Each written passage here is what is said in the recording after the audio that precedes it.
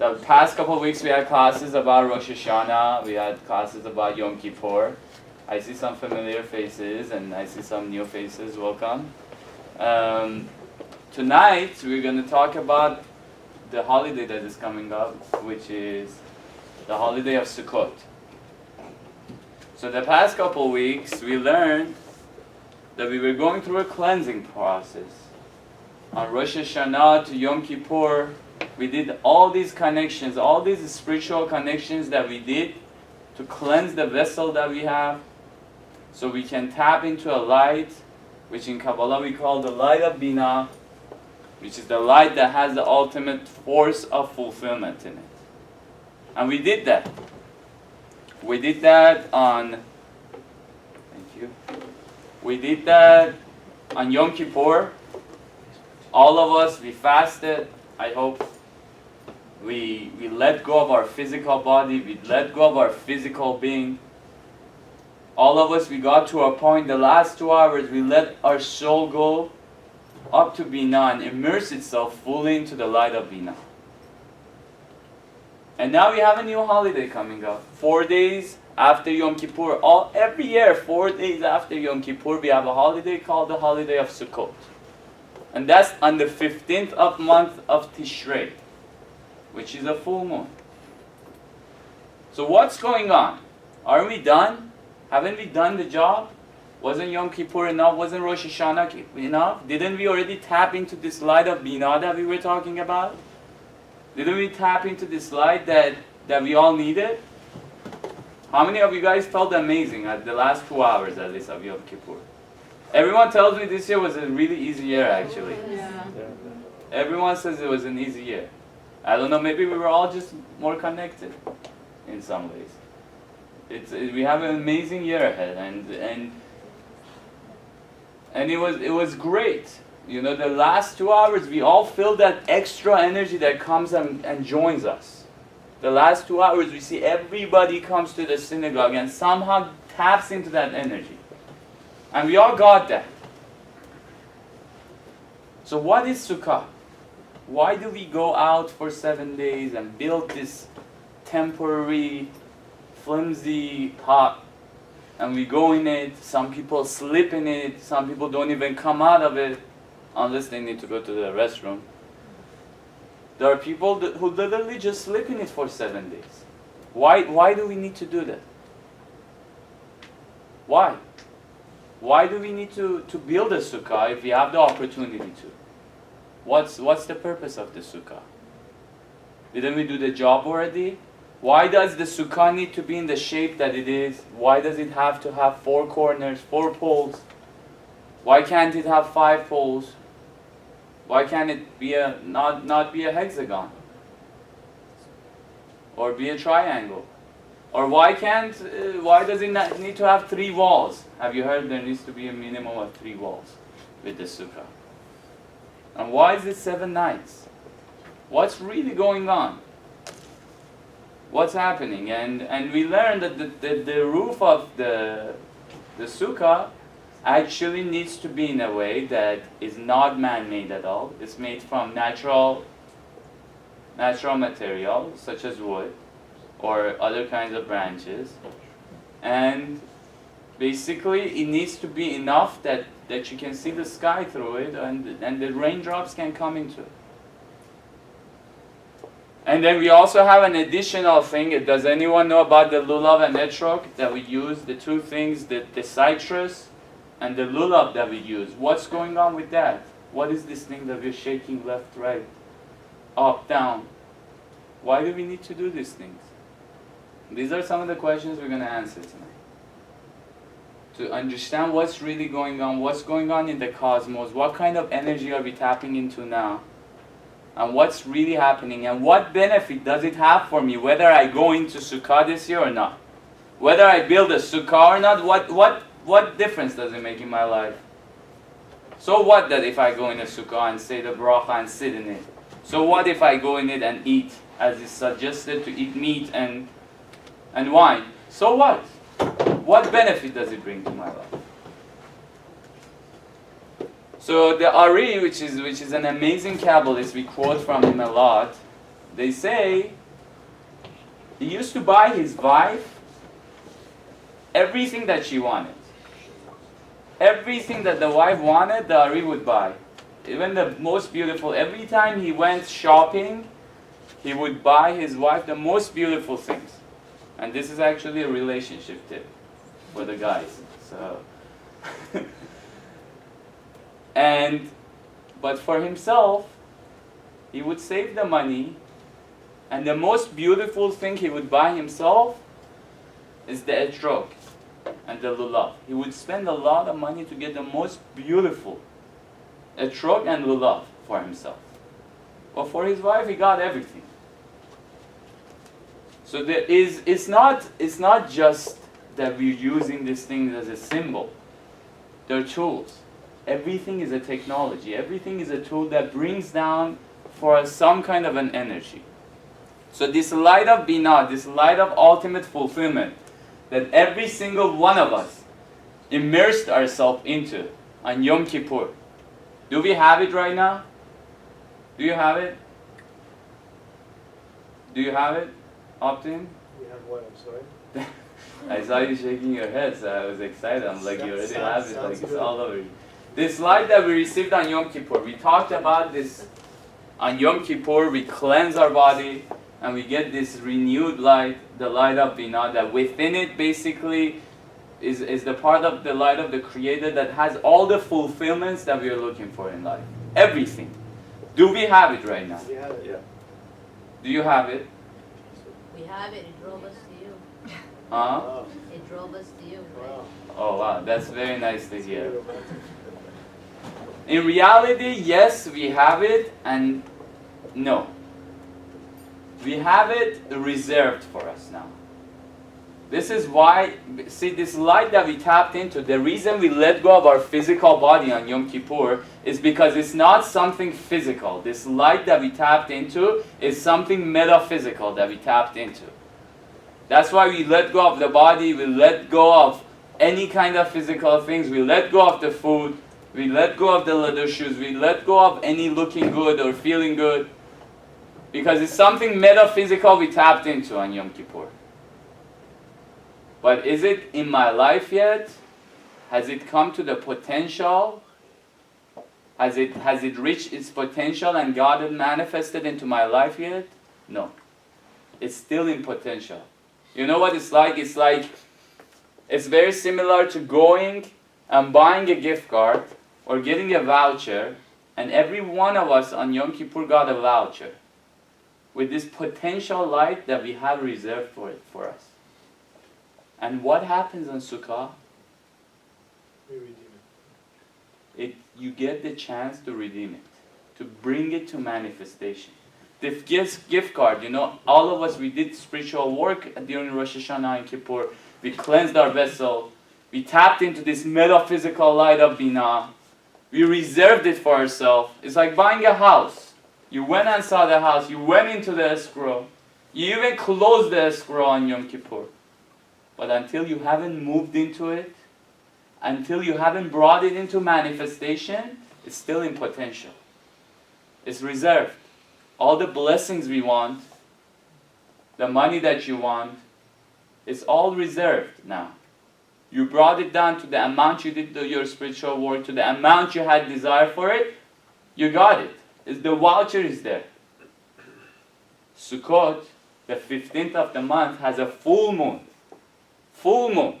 And we learn from the astrological classes that a full moon, what it represents is that it's a perfect vehicle for me to manifest things. Have you seen during full moon people drive crazy sometimes? It's because things are getting manifested. Like a lot of the light is getting manifested. But this year on Tishrei, every year we get this power that we can manifest this light that we got on Rosh Hashanah and we got on Kippur. We can manifest it and now bring it to physicality. And that's what the Sukkah does for us. This is a tool that was given to us. This is a technology that was given to us. Imagine you have Wi-Fi in this room right now. You have 4G.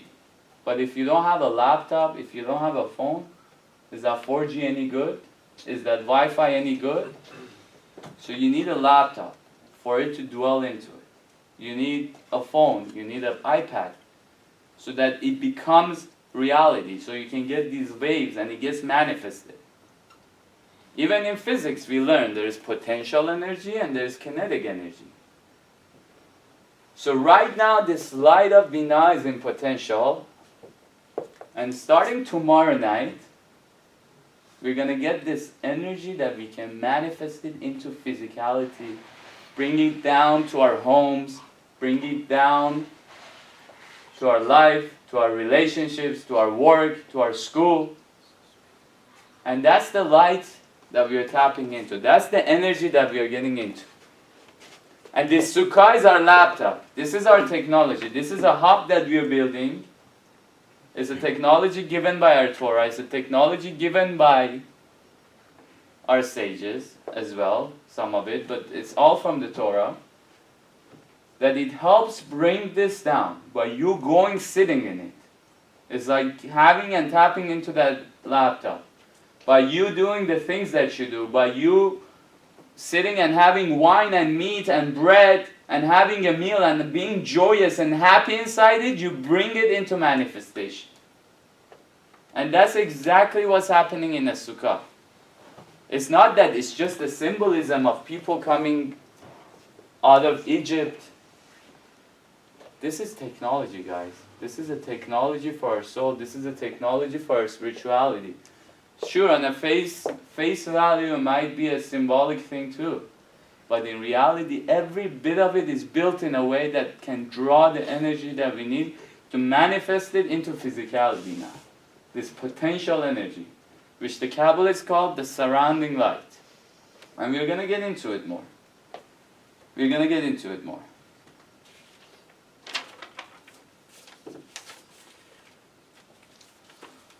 So, one of the reasons the sukkah has 4 legs, basically has 4 corners, is that we are tapping and bringing down the light of the Creator inside it. And if you know, the highest name of the Creator that we connect to is the Yud K Vav K. And literally each leg is a representative of one of those letters, the Kabbalists teach us. Each of those legs is a representative of one of those letters. Each of the walls, the 3 walls, make the sukkah look like a leather bed. The bed is the letter that within it has the manifestation of bracha. This is why the Torah starts with bet, breshit. Because it starts with blessings. It starts with bracha. What is bracha? We are all looking for bracha in our life. We are all looking for blessings within our life. That's all we're looking for. We are all looking to bring down these blessings.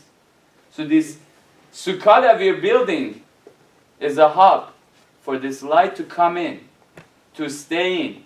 And through the food, and through the wine, and through all the things, the joy that we go through within the sukkah, we literally, now we're bringing it down to physicality. Now we're bringing it down to physicality. Like on Shabbat, why do we need to say the blessing of the wine? Why do we need to say the blessing of the candles? Because we use physical things that have certain manifestations of certain energies to bring those into reality. And that's what we do on Shabbat too. We take the wine, we take the candles, and we use these tools that was given to us, and we're so blessed to have these tools. We're so blessed to have these tools to manifest the blessings that we need in our life. And the sukkah is one of those. And we bring this potential light, and I want to call it this potential light, this surrounding light, into our life now. We bring it into our home now. Think about it. You're moving from concrete walls into something that is flimsy, something that has no protection. And they say this sukkah actually brings you protection. What does that mean? We're gonna understand too. They say the light of the sukkah brings you the power of protection. You're leaving from concrete into a flimsy thing, and so you're saying you're bringing down the light of protection for yourself. What does that mean? What's really going on? So the first night of Sukkah, all of us, as we go in, we sit, we say the blessing on the wine. We manifest that, little by little, we're manifesting this, what's called the surrounding light, into our physical body. When you drink the wine, when you eat the food, it becomes part of your physical body. This light that has been gathered in potential, it becomes part of you. It becomes part of your whole physicality, part of your whole life. And what do we do the next day? We go to the temple, and for 7 days straight, instead of putting on tefillin, the way they pray is, they pray in a sukkah, they take the etrog and the lulav, which is built from 7 different ingredients, from 4 different ingredients. The lulav is built from 3 different ingredients, and the etrog, the citrus. These 4 things are like our antenna. We shake them in every direction, up, down, left, right. Because everything that is within this lulav and the etrog has the power to draw down this energy, just like a satellite, just like an antenna. We go left, we go right. Not only do I bring it down to my own life, not am I only shaking it 3 times into my heart, left, right, bringing it to my speech, bringing it to my eyes, bringing it to my heart. And every single one of these herbs is working on one part of my body. It's actually a technology that works on, we use 3 leaves of myrtle, 2 leaves of willow, 1 palm tree. That's for the long lulav that we use. And we use a etrog, which is a product of Israel actually. Etrog is a product of Israel. So all these are a technology. And as I said, there's 6 parts to the lulav, and this might be a little bit too technical, but there's 6 parts to the lulav, and there's 1 part to the citrus, which makes it a total of 7 parts. And in reality, what you're doing, you're taking all these different banks of energy and bringing it down using this antenna. You're bringing down Chesed, Gevurah, Tiferet, Hod, Nesach, Yesod, and Malchut, which are different banks of energy, of kindness, of power, of success, of money and kingdom. And you're bringing it down, bringing it to your body, and not only that, with shaking of the lulav, you're sharing it with the whole world. We don't want this just for me and you. We want to share it with the whole world. So this whole shaking is not just for me. We are actually taking this energy that I got from Rosh Hashanah to Kippur. And on the night of Sukkot, on the 15th of Tishrei, through this moon, I got it down to my life. Now I'm sharing it with the whole world. For 7 days. How many nations do we have? 70 nations, according to the Torah, is the totality. Now they might have assimilated, but 70 nations. We are passing it to 10 nations every day. This light that we got, we are passing it on to the left, to the right, to the front. 10 nations every day. And that's what's going on. These herbs that we have. 2 weeks ago we were speaking about how every physical thing has a different energy in this world. We were talking about when, that God brought the energy of, for example, saving money and saving food through what animal? Ant. Ant. That's right. We said who was the god of Egyptians? It was the ram, right? And we said God brought the energy of selfishness through the ram, for example. And the etrog and the lulav, these all have these energy DNA forces within them that brings down what's called Or Hasidim in Kabbalah. It's called Or Hasidim. And we're going to get into what Or Hasidim is, which is the light of mercy, which is the light of joy, which is the light of shalom, which is the light of happiness. And that's the gift that we are getting on Sukkot. So, what is joy? What is happiness? Let's get into this idea. What is joy and happiness? Fulfillment. Fulfillment? When are you joyous and happy? You feel fulfilled from inside. What brings fulfillment? Just inner from inside. It's an inside job. It's an inside job. Yeah. What else? What physical things brings us fulfillment and happiness in life? Food? Why is everyone shy to say money, maybe? Does money bring us happiness sometimes? Sure. But in reality, what does money bring? Or what does food bring? Pleasure. The opportunity. Or how do we get the fulfillment? It's beautiful what he's saying. How do we get that fulfillment? Why? When do you feel fulfilled? Do you feel fulfilled when you pass a test? Right? When you actually come out of the test. Don't you feel fulfilled already, even though if you don't know what your grade is sometimes? Or a project that you wanted to finish when you're done with it. Do you feel fulfilled? So what is happiness? Can you say it's a lack of worry? Does that bring happiness? Is that one of them? Is it lack of worry? Is it lack of fear? Is it lack of doubt? It's connection. Typically, if I'm not happy or if I'm not fulfilled, I have some kind of a worry. There's something in my head that I'm not certain about. Is that true or not? I mean, I think you can still be happy even if you have doubt about something, or if you have like a concern.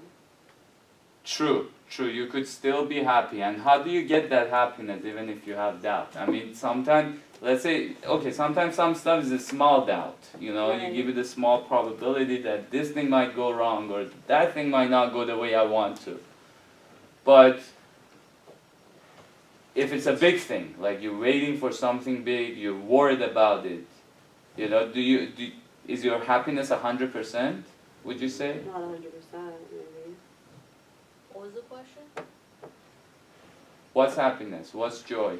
Can we conclude that the lack of doubt and the lack of uncertainty and the lack of worry is what causes happiness? No, because It you kind can be of clouds happy our despite of judgment. that.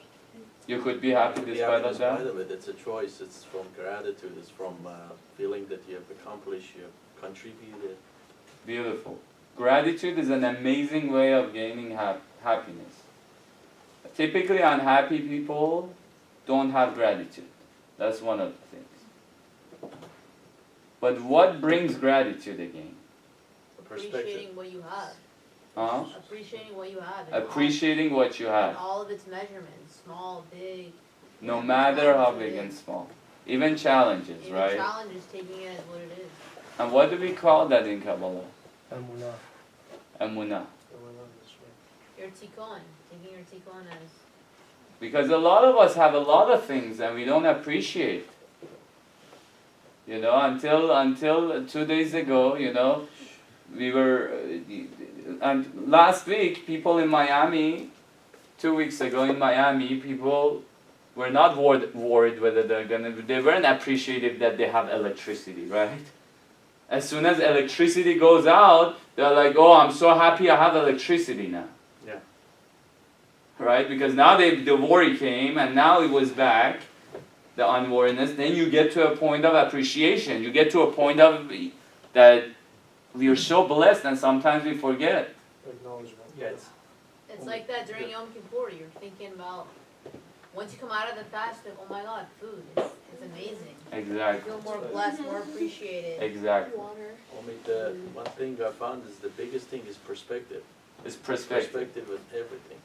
And I look, it's like where they focus on. If they focus on just themselves, or they focus on what's outside and what they have and they don't have. Like what you mentioned, Florida, Nevada, Las Vegas. Every time something happens, we're like, oh, thanks God. But Exactly. it just changes their perspective because they're just focused on so much problems and, oh, I don't have this, blah, blah, blah. Exactly. And then they Perspective shift. and consciousness is everything. So again, we learned that what we are tapping into on Sukkot, and we're going to do a little exercise right now, is what's this thing called surrounding light. And I want us to understand what this surrounding light is.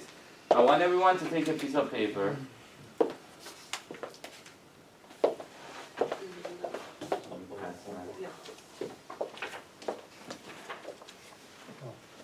And the pens to-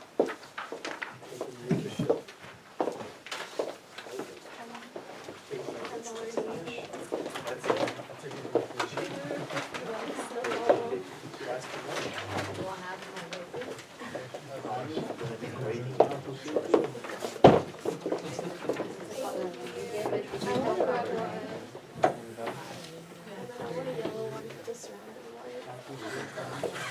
That's what it takes over there. Just picture right? You're going to understand what this Or Hasidim is, that within it has surrounding light, the gift of bringing and reaching our potential.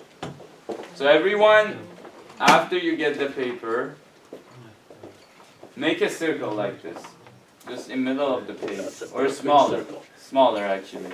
I made it too big. I got too excited. I want you within it, within that circle, and this is not a voluntary exercise, everyone has to participate. Mandatory. This is a mandatory exercise. No, it's your choice, but it's gonna help bring clarity. So when you make that circle, within it, I want you to write down things that come easy to you.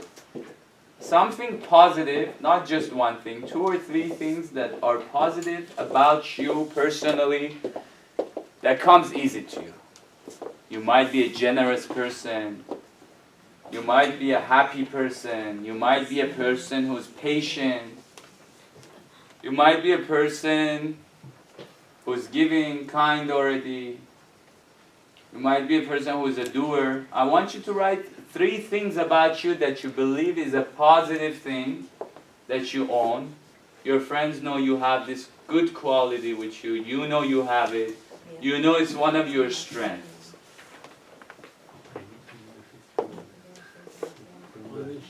It might be that it's easy for you to communicate. You know, you're a social butterfly. It might be that you have this talent of bringing people together. I don't see you guys writing. We have to do a nice circle, that takes time. Oh, you're still doing the You're still on circle? the circle. Just one circle, and within the circle, your circle is very small because I know you have a lot of good qualities.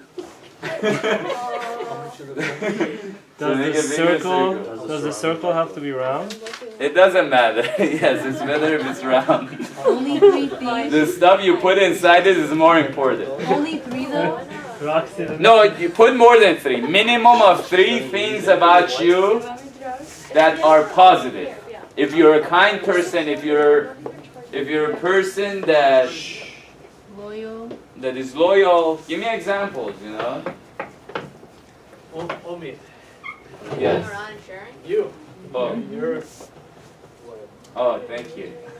It's very kind of you. You can put you're a kind person. you can put his name in your circle. Correct. So, putting your mic. it might be that you're a generous person. It might be that you're very, like my friends tell me I'm a patient, and I don't like to brag about it, but they say you're very patient. Like, you have patience, like, you know, you take your time. You might be a good listener. You might be a good friend. You might be amazing at your work. You might be a great brother, a great sister. It has to be 3. No, you can write more, minimum of 3 things.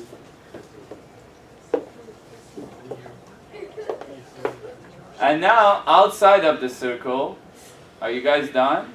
Or is there more qualities to this? There's always more. More good? That's amazing. That's Up Baruch doesn't- Hashem, you up guys. doesn't fit in the circle. Can we look at other people's I need a bigger circles? circle. So now, outside of the circle, I want you to guys to write things that you know you can work on, that you think you can achieve and you have to achieve, that is good in your life, something that you've been wanting to achieve for the past couple years. You know you need to do it in your life and you haven't done it. It might be that you need to do things faster, for example. You need to go to the gym more. You need to become more patient. You need to take more risks. You might, things that you know are positive and you know you should have done and you need to do in your life, but you haven't done.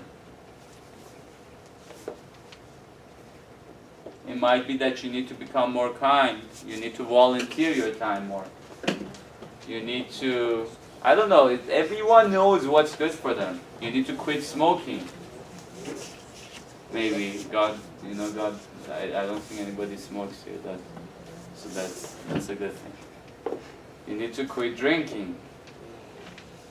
I don't know, anything that you think is a positive. At least 3 things. You can have more.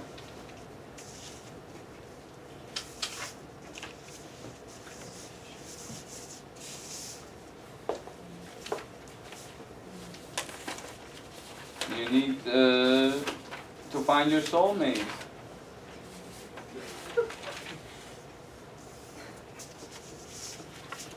But it doesn't have to be a negative thing, though. No, you just need to put the effort into it. I mean, Yeah. it's not a negative thing. Like, it's something that you need to go after, possibly. That's what I mean. And some people have been lazy about it or don't put the energy into it. That's what I mean. Things that we want to do and we haven't done. Things that we know we need to do and we haven't put the effort into it to do. So, in Kabbalah we learned that there's 2 kinds of light. Michael, you're still writing, huh? Is Yeah, I that have outside or inside the It's all outside. I moved all the things from inside to the outside of the circle. Yeah. It might be that you need to become more humble or become more confident. So in Kabbalah we learned there's 2 kinds of light. One is Or Pinim and one is Or Makif. One is the inner light and one is the outer light, the potential light. All those things you wrote within the circle is your inner light. This is what the strength you have. Some of them you've gained over the past few years. Some of them you've been born with and you've gotten from your past lives. But all those things you see outside, those are your potentials. All the things that you see are this outer light, the potential that we are talking about, that we tapped into. And every time I try to go out of my way or I try to go out of my comfort zone to meet one of these potentials, sometimes I go back into my inner light. But this potential is where my growth is. These things that are outside this circle that you made, this is where our growth is. This is where our purpose is in life. A lot of them. At least today. And I promise you next year your list will change. Next year, if you grow, if you fulfill, and if you manifest the things that you've asked for this Yom Kippur, and if you connect to the light of the Sukkah, you get the power. And this is what it means when they say you get Or Chasidim, you get this joy and you get this light. of surrounding light, that means by going inside the sukkah, you get this potential that is outside of you, all these things that you've been wanting to do, you get the power, you get the energy, you get the certainty, you get the bitachon, you get the emunah, that throughout the year, you can manifest them. So next time you go to the gym, you don't just go for 2 days and it becomes uncomfortable and you go back home and you don't go. Because that's going back into my inner circle. That's not getting to my potential. That's not getting to where I need to be. And our potential is sitting right outside of us right now. This light that we got on Yom Kippur, on Rosh Hashanah, is sitting right outside of us, just like this circle. And it's ready to come in. And the things that we do on Sukkot, when you go inside the Sukkot, gives you the certainty, gives you the bitachon, gives you the power to bring that in, to bring it into manifestation. All the things we do with the etrog and lulav, and sitting and eating and being joyous and being happy. That's exactly the benefit and the gift that Sukkah has for us in these next 7 days. That's exactly the type of things that we are all looking to achieve in our life, but sometimes we keep going back. Our purpose in life is not to just sit, sure, and be happy with our inner light. There's so much potential. There's so much potential every single one of us have. There's so much light every single one of us can bring to this world that they say if they showed your movie of the potential that you have, if they showed Omid the potential of who Omid could be, I'm not going to recognize myself. I'm going to be like, who is this guy?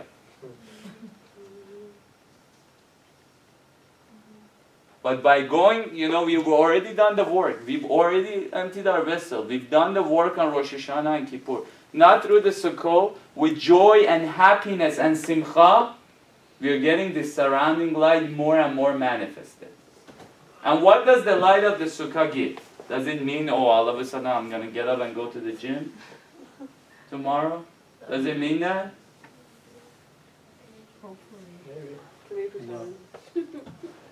But the point is that you turn by next year, one of those things that is outside the circle, we want one of those to become inside the circle. With happiness and joy. And I'm going to give a personal example, and I don't like to brag about it, but in the past 5 months, I lost about 25 pounds. Now, it's honestly, when I started, my goal was 10 to 15 pounds. And I had this problem that every time I went to the gym, I would go for 2 weeks or I would go for 3 weeks, and somehow it would be too uncomfortable, and I would go back to my old patterns. Until one day I made a decision. I'm like, I have to do this. There's a potential sitting for me that I need to do. The first week was very uncomfortable. The second week was very uncomfortable. The third week became manageable. And I learned, and I constantly prayed too. Prayed for, to the light that to help me out with this, to give me the power, to give me the strength. Fourth week became manageable. Right diet, eating healthier. Now all of a sudden I started to feel good about it even. After the first few weeks you feel low energy because you're going out of your comfort zone. But this is the purpose of life. Until I got to a point after the 5th or the 6th week, I was in love with going to the gym. I couldn't, if I didn't go one day, I didn't feel good. If I ate unhealthy one day, I just saw the effect. Now, the feeling and the joy I get from going to the gym, or the feeling and the joy I get from eating healthy, is 10 times more than the feeling and the joy I got from eating a piece of cake, for example, in the past. But there was a transition period. You get what I mean? And that's when we need emunah. That's when we need certainty. Is during those challenges that come up. whether we choose to do it proactively, and sometimes, unfortunately, challenges come externally. If we don't go about it proactively, if we don't choose to, God forbid, for example, if somebody doesn't choose to eat healthy and become healthy after a few years, they get a sickness or they get some kind of a disease. Then it becomes a reactive situation. But either way, when the challenge comes and we get to a point that you become in love with this challenge. You say, I love it, give me more. Give me more of this. Give me more of this challenge. I want to achieve my potential. I want to be the Omid that I can't believe I can be. And that's the gift of Or Hasidim. That's the gift of joy and happiness. When I have that, and that's what he was saying. He's saying it's all your perception. It's all your consciousness. Now when challenges come, when I need to do something, when I need to bring one of those things outside of the circle, inside the circle, now if I have the power and the certainty to go, and if I have the perception and the emunah to pursue it, and to stick with it, until it becomes one of my inner circle, that I say this is one of my strengths, that's what we need to do. That's the purpose of life. That's what we came here to do. We came to change, to bring more of these outside stuff within our inner light. And the light that, the Kabbalists teach us, the light that the Sukkah has, the light that the Etrog and the Lulav has, and these 7 days has for us, it really allows me to bring this potential that is waiting outside of me to be manifested within Omid, within every single one of you. It really gives me the energy and the power of bitachon and emunah, which means having trust and having certainty. That's what it gives me. And that's why we go in the Sukkah. We are joyous because we are getting this power, we are getting this certainty, we are getting this bitachon. All of us, every single one of us are getting this energy that when challenges come, I know this is good for me. What does bitachon mean? And this is this light that we are getting, it divides into two things. What does bitachon mean? It means trust. Trust is to know that when I'm starting that new project, and does anyone want to give me an example of one of the things you want to do? Focus. You want to learn to focus more? Yeah. On what? Do I need to be specific? Communicate. Communicate? You want to learn to communicate more. Can we go with the communication? And because that's a fine. little bit more specific. Of course. Yeah, let's go with that one. Because the focus, I'll be okay to bring it as an example if you give me focus on what. We could come back, that's fine. But communicate, right? What benefit does communication have? I don't suppress my feelings. I don't bottle anything up. I let the other person know what the issue is, and that's easier to resolve. And I think that our friendship or our whatever I'm related to the person grows more. Exactly. So you want that's outside of your circle, and you want to bring it within your circle. So it's a surrounding light. It's a potential that you have that is waiting to be manifested for you in your life, and bring its light inside you, right? Obviously, the first time you're going to communicate with a friend and you're going to share feelings that you don't want to share, sometimes you're going to feel vulnerable, right? You're going to feel like maybe they're going to judge you. Maybe what are they going to think about me? Are they going to use this against me in the future? Because we don't have bitachon. We don't have trust. That it's the light that brings everything to me. Everything that happens is the light. So the first couple times, definitely it's going to be difficult. It's going to be hard. But once you start doing it, you're going to become, this is going to become part of you. And little by little, it becomes part of your soul. And you become so happy with it and so joyous. Because you have the certainty that it's not that person how they're going to think about me. I don't care what that person thinks about me. I'm creating light by becoming more united with another individual. I'm creating light by sharing my feelings and letting them know so we can bring peace among us. Or I don't know what the situation is.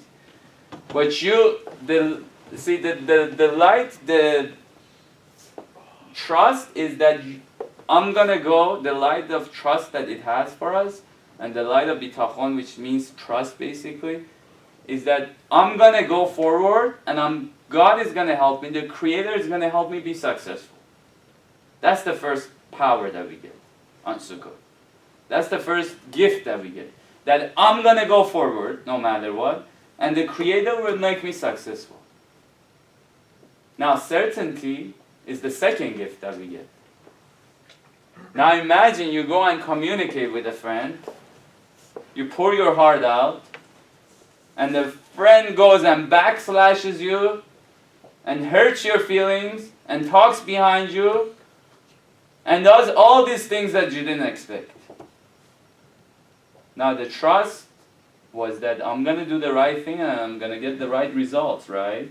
Now this time it didn't happen. You told your friend, you poured out your heart, you communicated with them, they went and still talked behind you and used all the things you said behind you even, let's say. You know what certainty is? The light of emunah is? That everything comes from the Creator. That maybe I don't need this friend anymore in my life. I don't know what's best for me. At that point, you're still comfortable sharing now.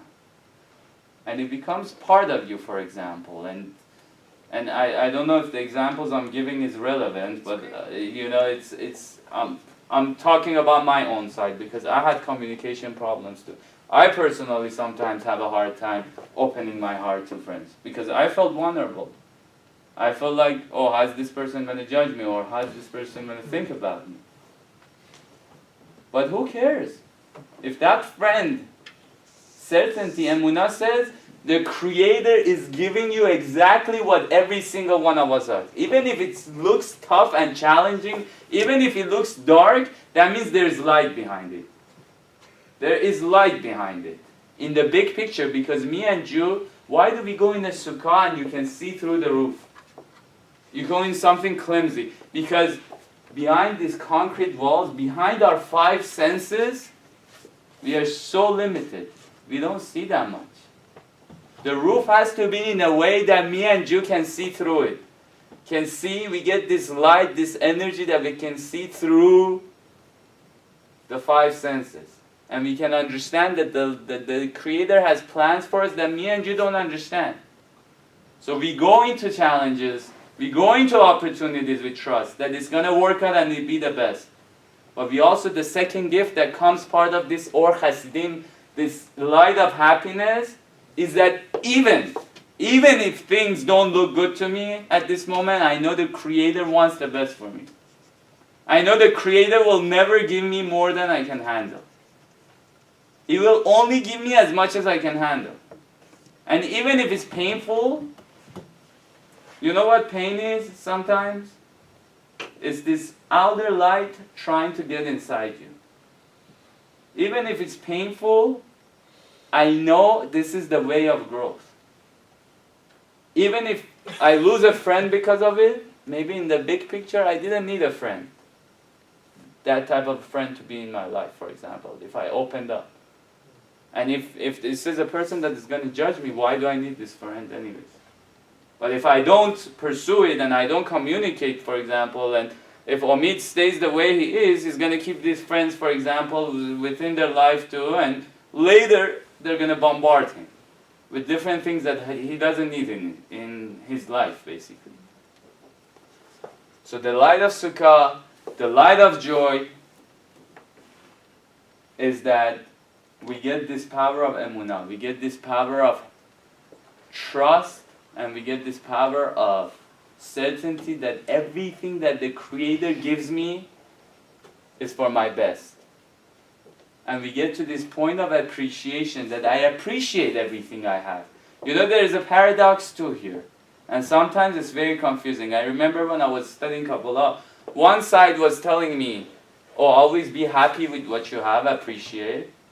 But there is another side of the Torah and Kabbalah that says you gotta think big. You gotta pursue big. You gotta have big desires. You want everything. You want to grow. So there's a paradox going on. Am I happy? Am I not happy with what I have? Or should I keep pursuing? Exactly. Exactly, Upton John. It works hand in hand. What this is teaching us is that I want to grow. But at the same time, whatever the Creator gives me, I have the certainty that this is the best thing that can happen to me. This is the best thing that can happen to me. You know, don't parents put their kids in the school that gives them tough tests and gives them tough homeworks? But it's for their best. Don't they put their kids inside, you know, sport programs that builds strength and they have to exercise hard, sweat hard? It looks challenging, but in reality it's for their best. But the kid might not even understand it either. But in reality, it's for their best.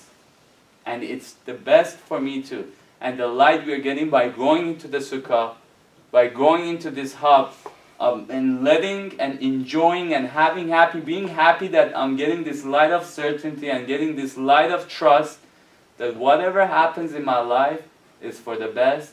But my mission is to bring all this potential that is waiting outside of me, bring it and make it an inner light, an inner strength by next year for myself.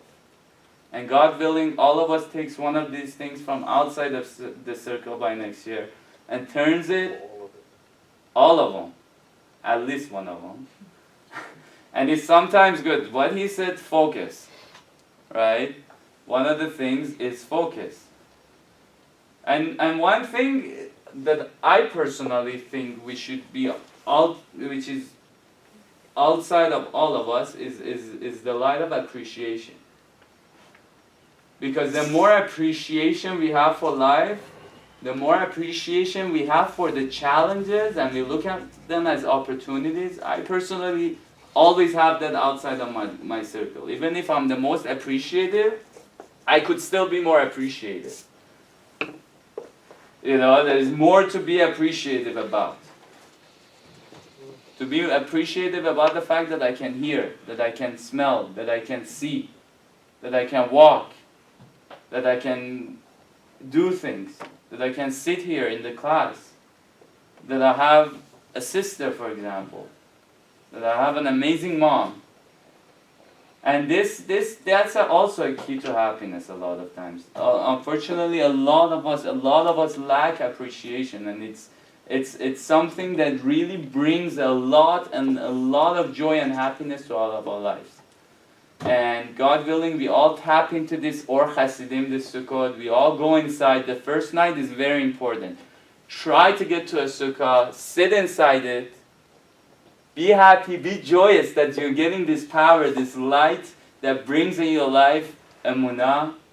It brings in your life certainty and it brings trust. So now, after the sukkah, as you start going after your challenges, you start going after your opportunities, you start going after your potential, next time you don't give up, and you have trust that it will become your inner light by next year. Amen. Amen.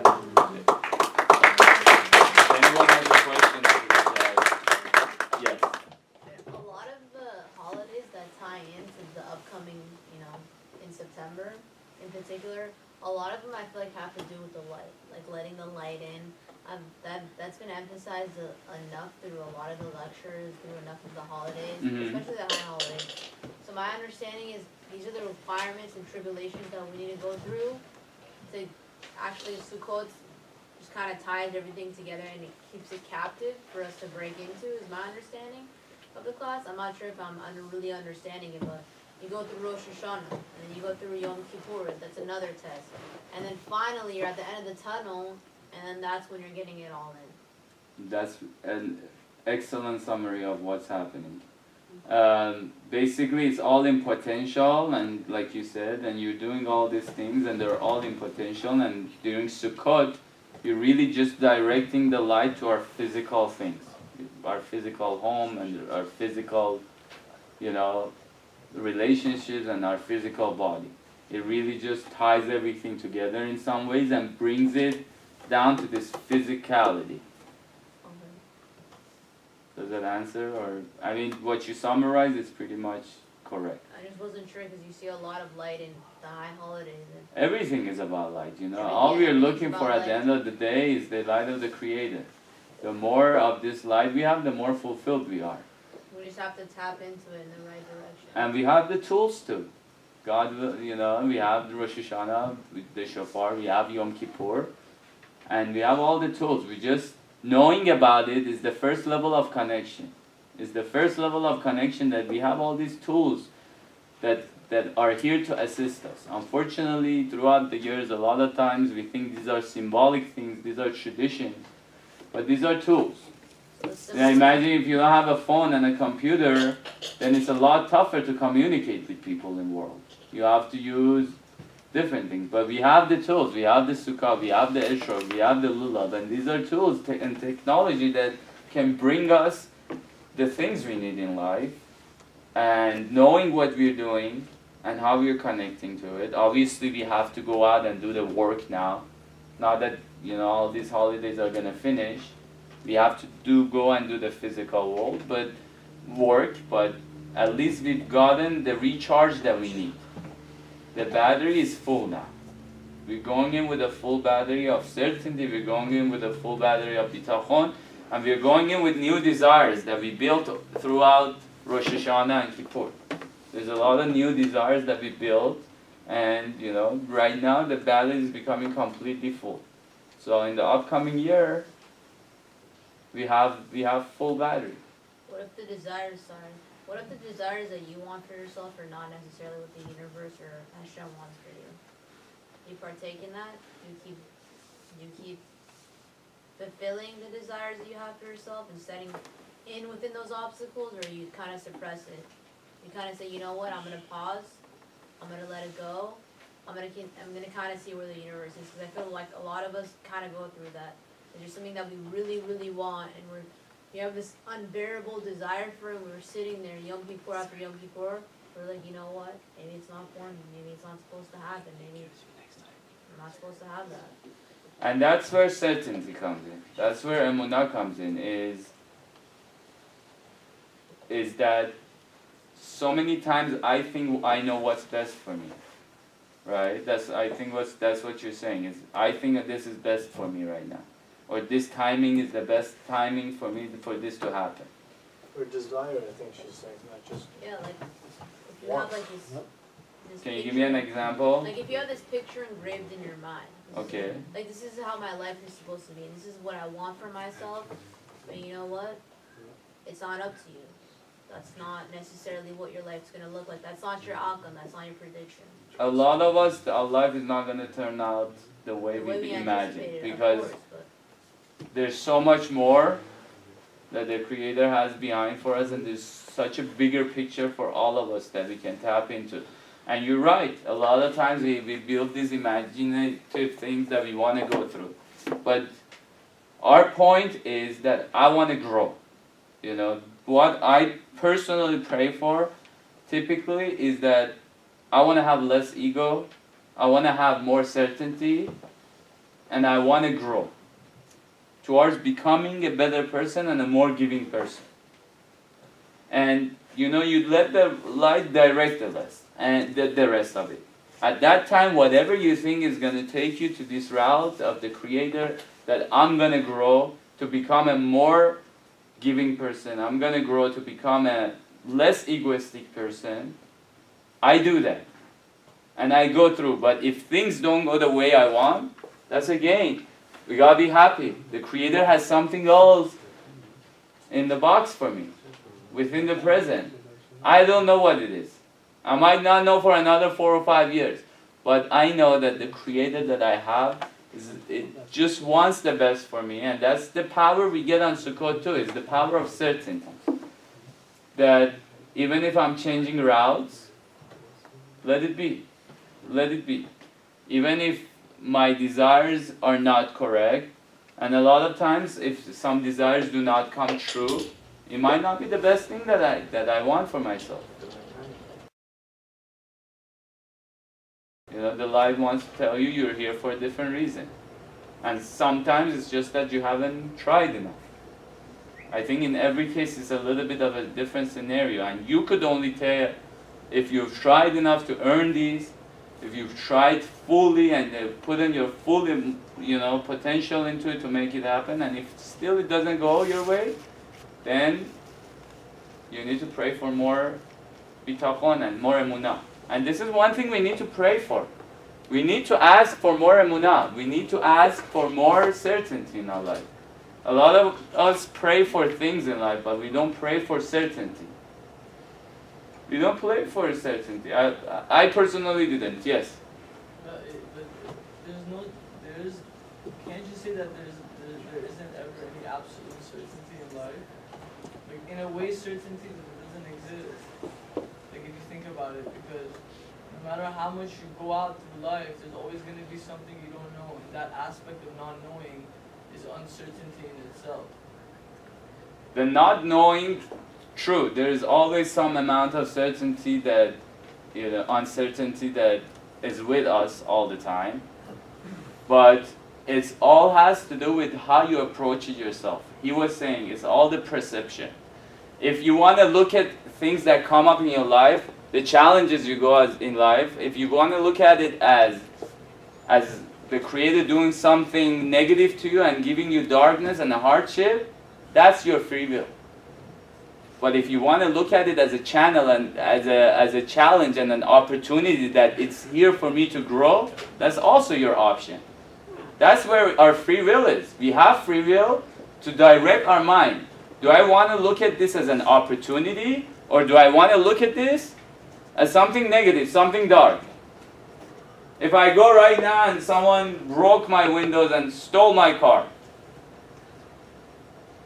doubt obviously kicks in all of a sudden, right? But am I going to dwell in it?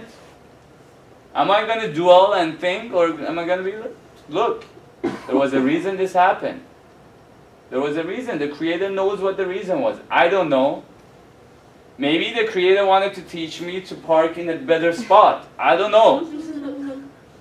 For every person is different. But am I going to sit down and be like, why, what the heck happened in my life? Like this, that, and dwell in that? That's my choice.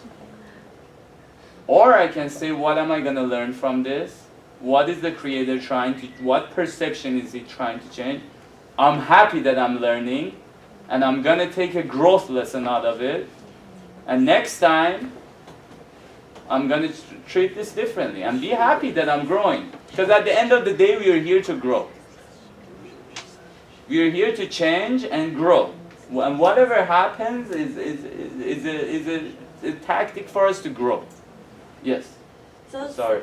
Okay, go ahead. Something that I'm getting from what you're saying is that, so if there's those things that are outside of the circle, and so if I pick and choose, what I want to work on for the next quarter or year or whatever, that can have me move towards whatever this amazing imaginary life I created for myself. Kind of like Rebecca said, she has this idea of what life can look. Okay. And she's not the universe isn't aligning with that for her to get there.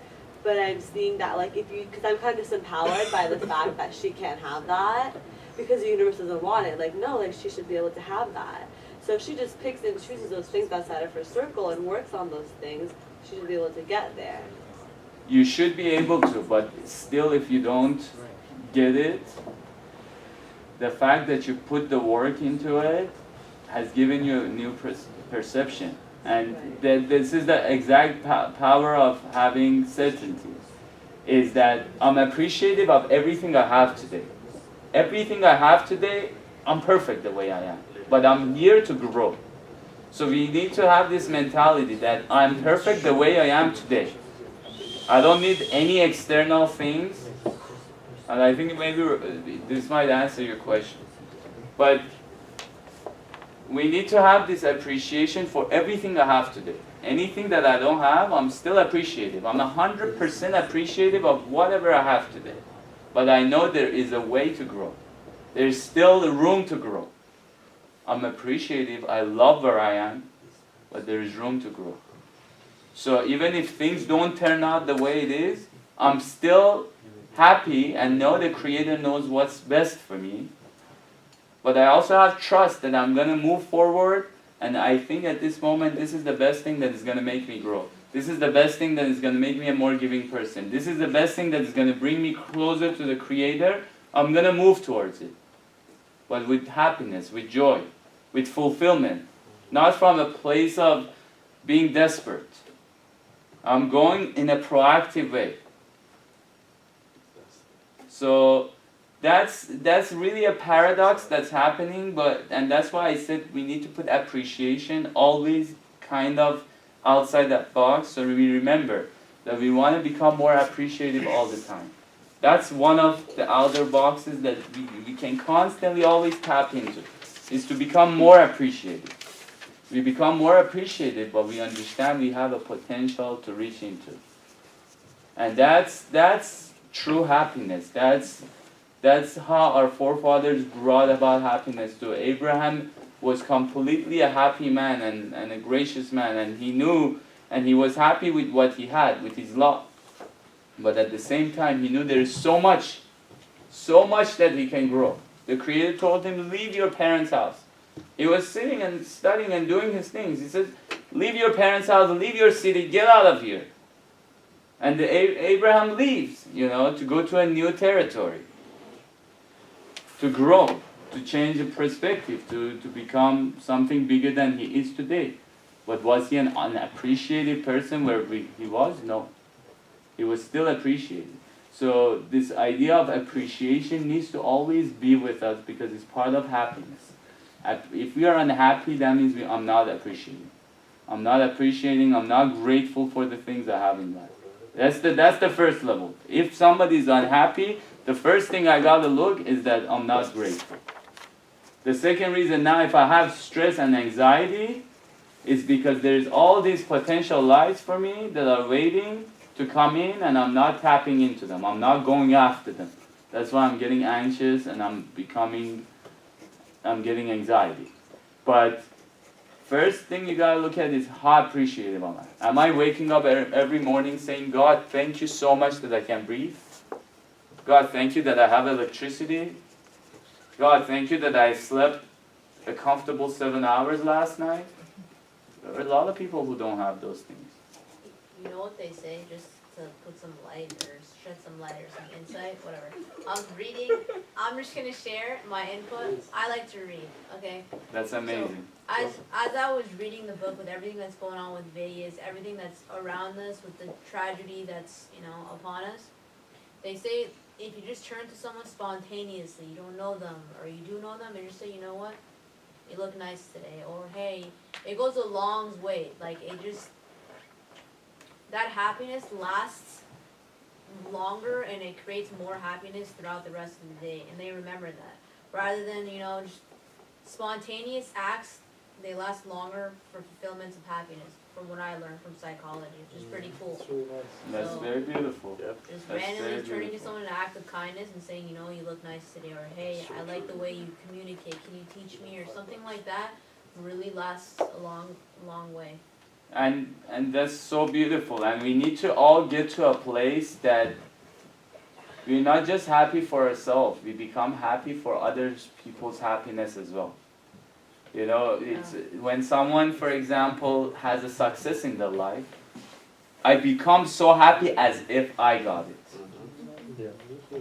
As if Omid became successful or opened up that business or whatever it is, that success or that good thing that came to their life. I need to get to a point That's big. that It's very rare. I'm completely so happy from inside that this person my friend got the new car he got. As happy as I would be if I got it. And that's the next level of happiness. Then there's always things to be happy about. And there's always good things happening for other people that you can become happy about. Sorry, 1 second, he's been raising his hand for a while. I don't know. Sorry, I keep stepping on. No, it's okay. Go ahead. My question is, we talked about a lot of these things that's out of the circle, And when the New Year comes, Rosh Hashanah comes, Eid al-Nowruz comes, everything, we usually put plans, we put intentions, we put resolutions. We're like, okay, I'm gonna do this, I'm gonna work out like gym, I gotta go, a lot of things that we wanna pursue. But as you say, for example, the gym example you mentioned, a lot of times, either the time gets on the way, or work, or something else, or other priorities, and then it falls off.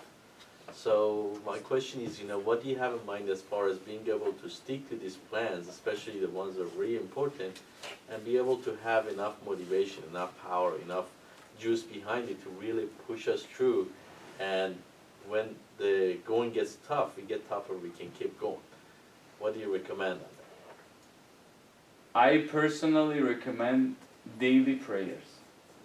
Daily prayers Well, that's for one of whatever them. it is. I want to do And that's that. the first level. Mhm. So a lot of us, we don't pray daily.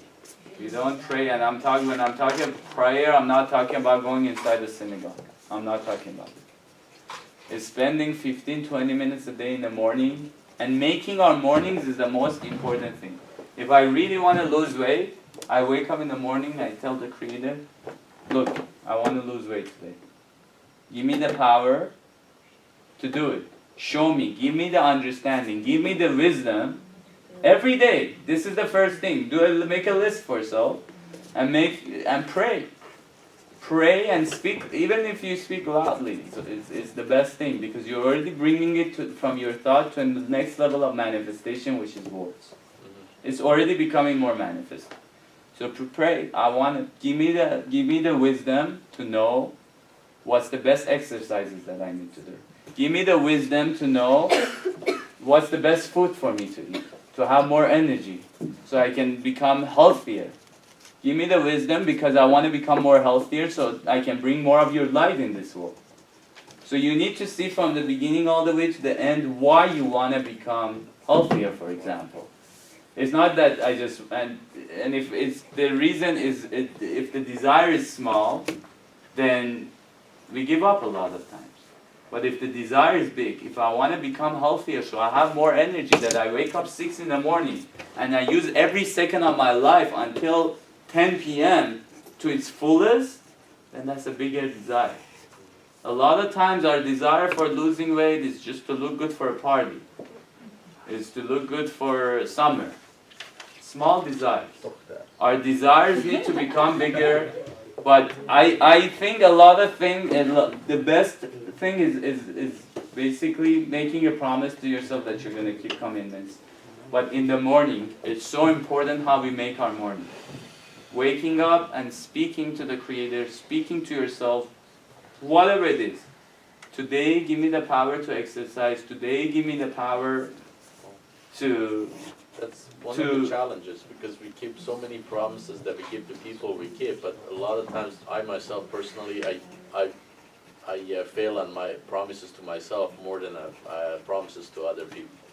And that's... So that could be one of the things too, to keep one promise. That could be a start on the other blocks, that I'm going to keep one promise this year.